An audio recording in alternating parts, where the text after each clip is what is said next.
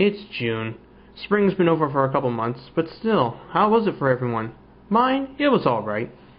I had some laughs, some good times, but for some other people though, it didn't go too well. You see, what happened was there was this rather nasty bug going around. It was making people all kinds of ill. The doctors though, they did find out what it was. The virus? It's called Disaster Dragon, and it was a real bitch to cure.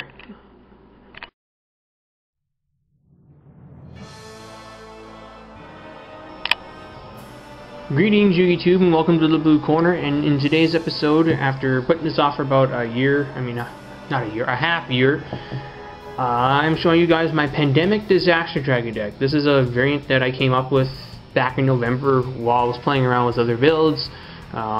Also, mainly because I wanted something to take advantage of my Shiny Dark Horse Ultimate Rare. And I realized, hey, this works out on that. And then the name Pandemic Dragon came out. I was like, that's an extremely badass sounding name. So I ended up building a deck around it, and it's probably my third most used variant, next to Standard and Coco and then this. Anyway, so yeah, you see Malefic Stardust Dragon here. I think you're probably going to get a good idea of what this deck does once I go through the cards, so let's begin. 3 Malefic Stardust Dragon, 2 Light and Darkness Dragon, 2 Red Eyes Darkness Metal Dragon, 1 Prime Material Dragon, 3 Masked Dragon, 3 Red Eyes Wyvern, 2 Totem Dragon, 1 Dread Dragon, and 1 Morphing Jar. For the spells, I am running a triple Dragon Ravine, double Mystical Space Typhoon, double Terraforming, Book, Dark Hole, yeah. After that, it's fairly straightforward. I don't want to hear it, cat. For the traps, I'm running 2 Deck Devastation Virus, 2 Eradicator Epidemic Virus, 2 Dark Bribe, 2 Solemn Warning, Call the Haunted, and Torrential Tribute. And the extra deck is your generic extra deck for Disaster Dragon, so it's got Exploder Dragon Wing, it's got Red Dragon Archfiend, it's got Scrap Dragon. Basically, the only thing is I am running 3 Stardust Dragon and an Ally of Justice Catastor, which I normally don't run. So yeah, that's the deck list itself. I think you have a good idea of what I'm doing with this, so I'm going to sprawl it on the mat and continue from there. And we're back. Pandemic Dragon is basically a Disaster Dragon variant that mixes in a bit of the tactics of Catastrophe Dragon, which was it would try to control the opponent and then go off for a big push, and then you would either win the duel or put it out of reach or swing advantage completely back in your favor.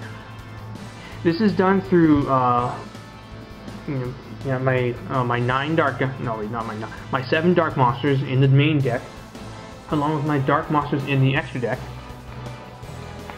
and by using the 4 Virus cards I'm running in order to do all my shenanigans. Deck Devastation Virus requires a Dark Monster with 2,000 or more attack as a tribute. Monsters on your opponent's side of the field and in their hand with 1,500 attack or less are destroyed. And then, yeah, their next 3 draws, I get to see what they have. If it's a monster of that type, it goes.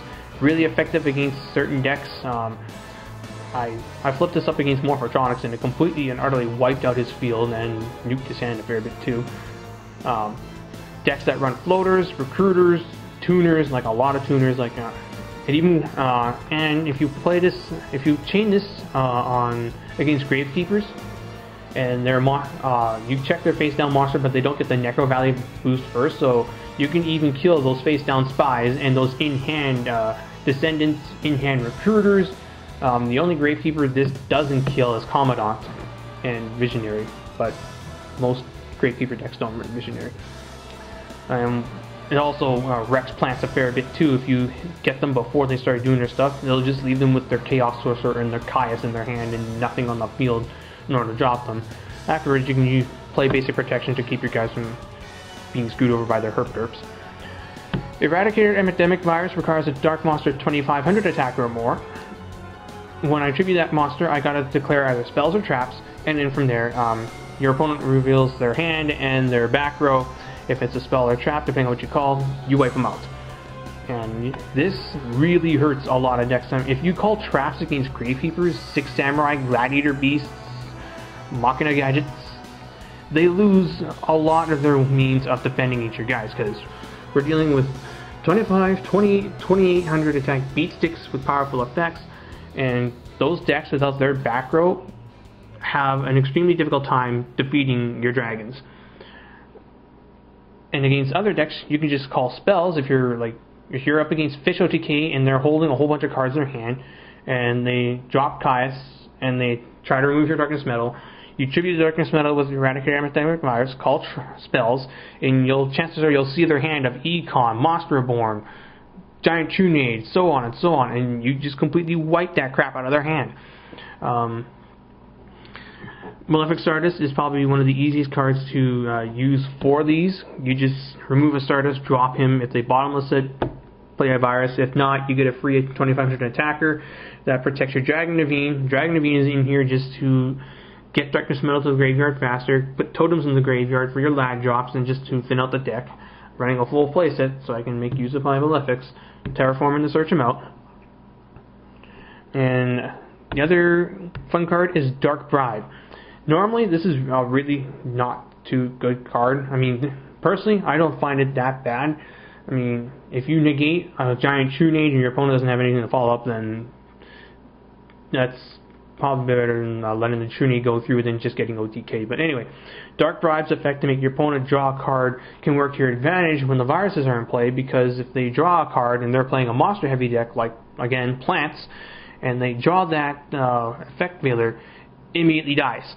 So at least you also get to see the card that they draw, so you'll know at least what they're doing. That's probably the beauty of this too, is not only do you disrupt and sometimes cripple setups, but you also get to see your opponent's hand for the next 3 turns, so that lets you make your plays accordingly. He's like, oh, he doesn't have a Solemn on the field and his Mirror Force is gone. I'm completely free to start dropping monsters like crazy with Darkness Metal Dragon, Synchro, and go on with that. Call the Haunted. This was a last minute change. Originally I had a Royal Oppression in here, and originally I also had a Mind Crush in here, because Mind Crush works extremely well with these cards. But I figured, since I'm running the Ravine engine, I could pitch a Wyvern, put Darkness Metal in the graveyard, spring Call the Haunted, revive Darkness Metal, normal summon something else, or so on and so on. TT, just good. And the last card of note is Morphing Jar, who is actually pretty evil in here. If you've got a virus in play, every one of those cards your opponent draws through Morphing Jar gets revealed, and if it's a certain target card, it hurts. They lose their cards. I called, let's see, I flipped Morphing Jar and chained Eradicator, because my opponent had 4 back row set. I tributed off my Darkness Metal Dragon. He lost his back row, 2 cards in his hand. He drew 5 cards from his deck. 3 of those were killed. That's a plus what again? That being said, for all the good this deck has, there's a couple things against it. One and foremost, it's not as controlling as Standard Disaster. There's no Quackmere Dragos or Dread Dragons, so no, I can't stop Light and Dark monsters from being special summoned frequently. And I don't have that card I can just summon, shut down counter traps for a turn, and do my stuff. I might consider dropping Lads for the Quackmere Dragos, just because he's a more important card to have, especially once Librarian comes out. However, Lad does a lot of damage right now anyway. Your opponent has to burn at least 2 cards to run him over with the Stardust, 3 cards if they want to run him over with Alias, 4 cards if they want to run him over with Ashura. You get the idea. He hits the field, he negates stuff, and then he brings back Darkness Metal when he dies, because chances are you're going to have you have a very good chance of opening with your field spell. And if you open with Malefic Stardust and your field spell, then it's going to stay there while you do your stuff. And you just pitch your Totem Dragon to put Darkness Metal in the graveyard, and Malefic Stardust is there. If they kill it, you summon you summon Totem Dragon in the standby phase, drop Lad, go from there. If they don't, you've got your virus set out, play Eradicator, call traps, wipe out their backfield, traps, especially spell cards these days, aren't as dangerous in my view as trap cards, because almost every deck just runs staples plus duality plus theme specific stuff. If the deck has really powerful theme specific spells like monarchs and their econs and stuff, or they aren't as reliant on their traps as they are as their spells, then I would call that. But otherwise, Eradicator is just going to do more damage against traps, what with almost every deck running like 10 to 12, maybe even higher than that. So yeah, you tribute your Malefic Stardust, wipe out their field, drop Lad, watch them squirm. And yeah, I'll just cut out of here, put the deck back together, and get some fun. And that concludes this episode of the Blue Corner, Pandemic Dragon Edition. All in all, powerful deck, very fun, really devastating against the decks that it's good against. The virus plays followed by Morphing Jar in particular can completely and utterly put games out of reach and lead to scoops. It's got its pros, it's got its cons, it just comes down to player preference. If you're an extremely aggressive player who likes versions such as Dark Arm Disaster or Dark Simorg's Disaster, then this might be something you could consider. The other version of this deck that doesn't run Malefics is a Dark Horse plus Axe Dragonute build.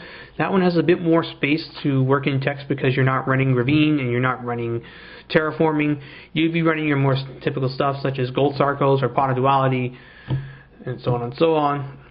So that being said, thank you guys for watching, and until the next time, take care.